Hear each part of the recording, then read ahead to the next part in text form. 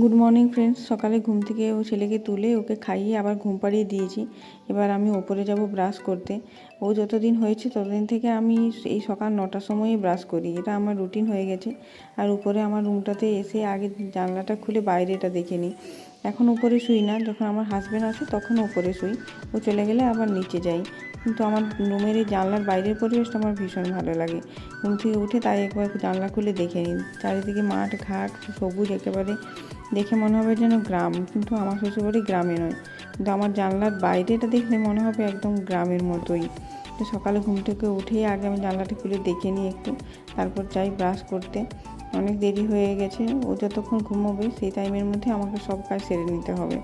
এখন রুম ঝাড়ু পোছা করতে হবে, যদিও বিশেষ নোংরা হয় না এখন, কারণ এখন তো থাকি না, আসাই হয় না।